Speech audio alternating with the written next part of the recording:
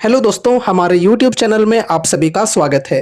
इस वीडियो में हम ईएमएस सेक्टर से बिलोंग करने वाली एक माइक्रो कैप टाइप की स्टॉक के ऊपर डिस्कशन करने वाले हैं। काफ़ी सारे इंपॉर्टेंट टॉपिक्स को कवर करेंगे। स्टॉक का नेम है ईपैक ड्यूरेबल। सबसे पहले यहाँ पर अपडेट है मैनेजमेंट की गाइडेंस को लेकर।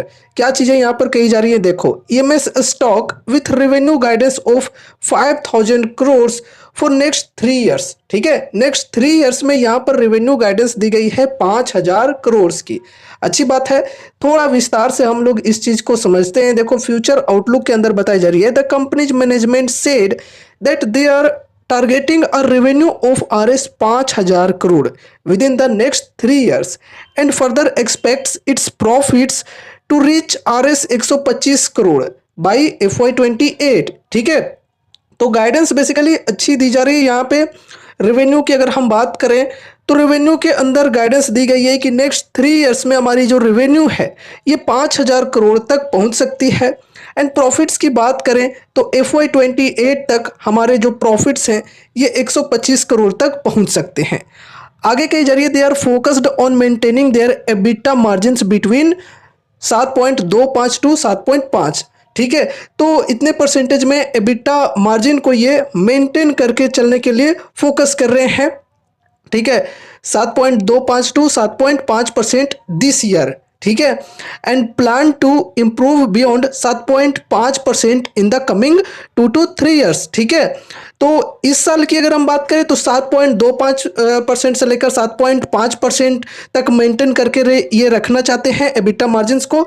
एंड आगे चलकर कमिंग 2 to 3 ईयर्स में इसे और भी बेहतर करने की कोशिशें ये लोग करेंगे, इसमें इम्प्रूवमेंट लाने की कोशिशें करेंगे। ठीक है, आगे बढ़ते हैं।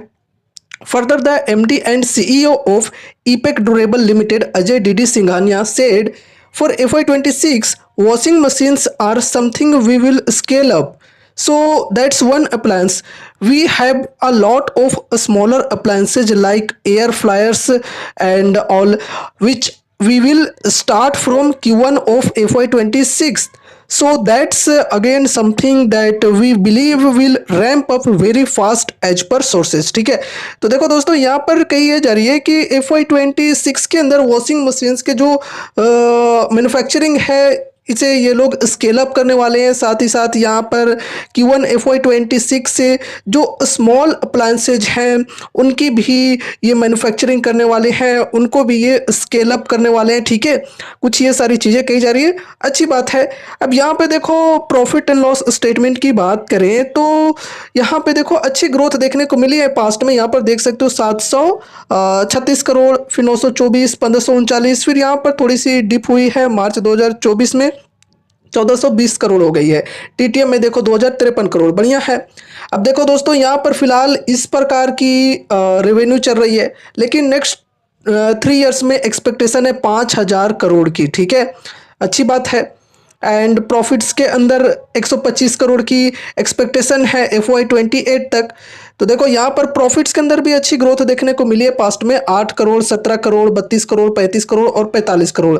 ठीक है, एंड यहाँ पर अगर हम एबिटा मार्जिन की बात करें तो 2024 के अनुसार बात करें, यानी कि FY25 की बात करें तो 8% की रही है, टीटीएम में 7% की रही है। और हमने अभी क्या डिस्कस किया कि इस फाइनेंशियल ईयर में ये लोग मेंटेन करके चलने वाले हैं 7.25 से लेकर 7.5% की एबिटा मार्जिन को। आगे चलकर 7.5% से भी ज़्यादा ये लोग बढ़ाने की कोशिशें करेंगे। ठीक है, ओवरऑल यहाँ पर गाइडेंस की बात करें तो अच्छी दी गई है, लेकिन दोस्तों ऐसा नहीं है कि आप लोग सिर्फ इस गाइडेंस को देखकर स्टॉक में इन्वेस्ट कर दो, बिल्कुल नहीं। आपको चीज़ों को समझकर ही कोई डिसीजंस लेने हैं। ठीक है, और यहाँ पर आपको मैं कोई एडवाइजरी या फिर रिकमेंडेशंस नहीं दे रहा हूँ। सारी चीज़ों को हम लोग न्यूज के पर्पज से डिस्कस कर रहे हैं और एजुकेशनल पर्पज से डिस्कस कर रहे हैं।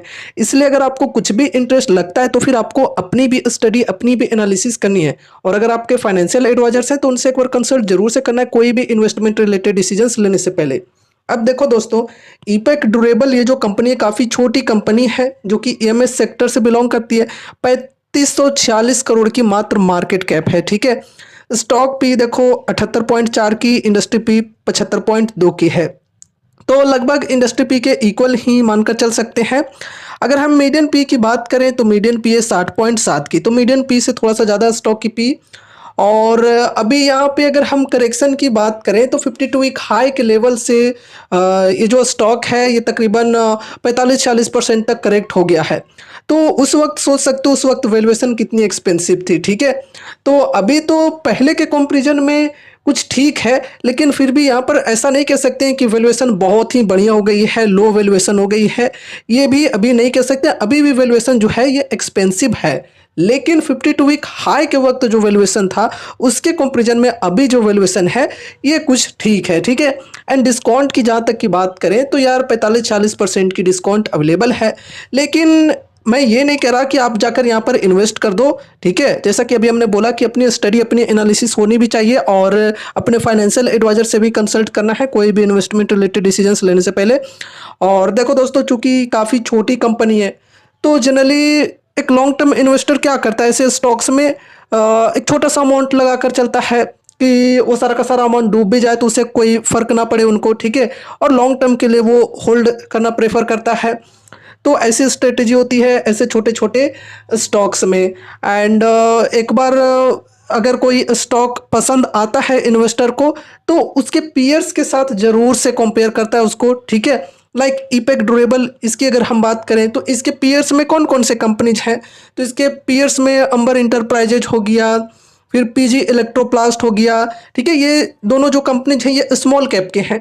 अगर आपको थोड़ी सी बड़ी कंपनी के ऊपर स्टडी करनी है तो आपके पास केन्स टेक्नोलॉजी का ऑप्शन हो जाता है, फिर डिक्सन टेक का ऑप्शन हो जाता है। तो ये सभी जो कंपनीज है ना, ये ईपेक ड्यूरेबल के पीयर्स वाले कंपनीज है। तो आपको एक बार जरूर से पीयर्स के साथ कंपैरिजन कर लेना चाहिए, क्या पता इससे बेटर ऑप्शंस आपको मिल जाए, इससे बेटर ग्रोथ वाली कंपनी आपको मिल जाए और रिस्क भी इसके कंपैरिजन में आपको वहाँ पर कम देखने को मिले, तो फिर क्या ही बुराई है कि नहीं। तो इसलिए कंपैरिजन करना जरूरी है पीयर्स के साथ में, ठीक है। तो ये रही हमारी आज की वीडियो ईपेक ड्यूरेबल स्टॉक से रिलेटेड। उम्मीद है कि इस वीडियो के माध्यम से आपको कुछ यूजफुल इन्फॉर्मेशंस मिले होंगे। तो वीडियो को लाइक करके चैनल को सब्सक्राइब कर देना और मिलते हैं अगले नए वीडियोज के साथ। तब तक के लिए बाय बाय।